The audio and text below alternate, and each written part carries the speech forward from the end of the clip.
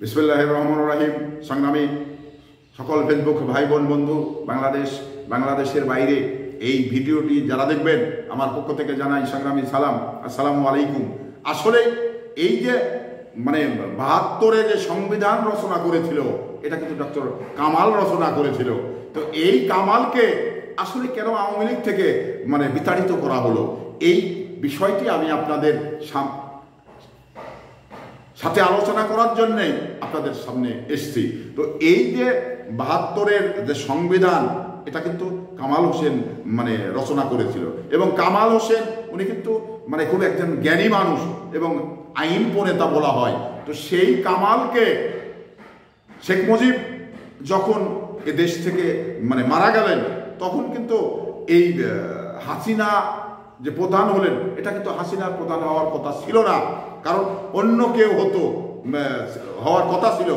কেন এই ডক্টর কামাল কিন্তু অন্যের নাম প্রস্তাব করেছিলেন। তো এখানে এই ডক্টর কামাল থাকায় যে হাসিনা প্রধান হতে পারেননি, এটা কিন্তু সঠিক। এটা কিন্তু আমরা তৎকালীন সময় দেখেছি।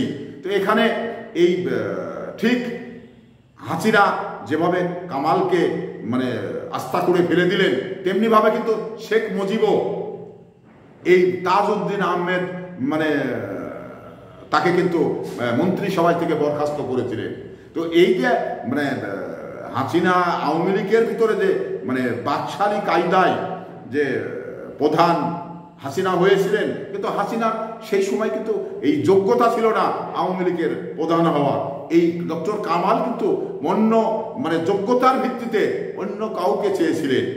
এটাই হলো ডক্টর কামালের হাসিনার রাগ।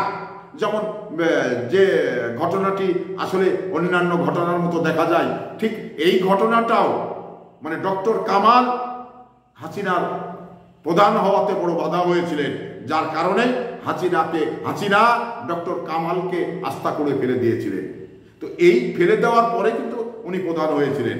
আর এদিকে আরেকটি জিনিস, যেমন আসলে যে আওয়ামী লীগের নিজেদের ভিতরে গণতন্ত্র নেই, গণতন্ত্র চর্চা আওয়ামী লীগে নেই, এবং গণতন্ত্রের চেতনা যে আওয়ামী লীগের ভিতরে নেই, এটা কিন্তু পরিষ্কার। কারণ ডক্টর কামাল কিন্তু একটি অক্সফোর্ড বিশ্ববিদ্যালয় থেকে লেখাপড়া, আমেরিকা। তো এটা কিন্তু অনেক ব্যাপার। একজন আইন প্রণেতা হতে গেলে তার যে মেধা, তার যে যোগ্যতা, এটা কিন্তু আর কেউ হতে পারেনি। কারণ আমরা অনেক বাংলাদেশে আইন প্রণেতা বলতে গেলে এক বাক্যে ডক্টর কামাল হোসেনের নাম আসে।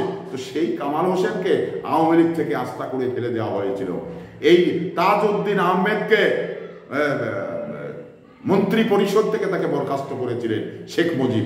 তো এই জন্যে আমি বলি যে আওয়ামী লীগের দলের ভিতরেই গণতন্ত্র নেই। আওয়ামী লীগ দলের ভিতরেই যে বাকশালী কায়দায় যে দল পরিচালনা করে, এটা কিন্তু সত্য জিনিস।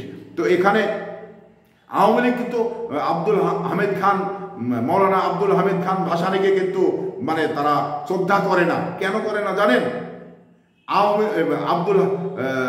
আব্দুল হামিদ খান ভাসানীকে আওয়ামী লীগ কিন্তু দেখতে পারে না। না দেখতে পারার কারণ হলো যে এই ভাসানীর সঙ্গে শেখ মুজিবের দূরত্ব হয়েছিল। শেখ মুজিব বলেছিল যে আমি এর হব, সভাপতি হব। তো এবার আব্দুল হামিদ খান ভাসানী এটা চেয়েছিল না। আর না চাওয়ার কারণেই তারা কিন্তু একে অন্যের ভিতরে বিভেদ সৃষ্টি হয়ে গেল। তো এই কথাটি কিন্তু আমরা আওয়ামী লীগের প্রতিষ্ঠা লগ্ন থেকেই আমরা দেখে আসলে আমরা বুঝতে পারি যে আওয়ামী লীগ তার দলের ভিতরেই গণতান্ত্রিক প্রক্রিয়াতে দল চলবে, এটা কিন্তু না। তাদের ভিতরেই বাকশালী কায়দায় যে লুটপাট করে খেতে পারে, যে যেমন জোর করে পদবি নিতে পারে, এই হলো আওয়ামী লীগ।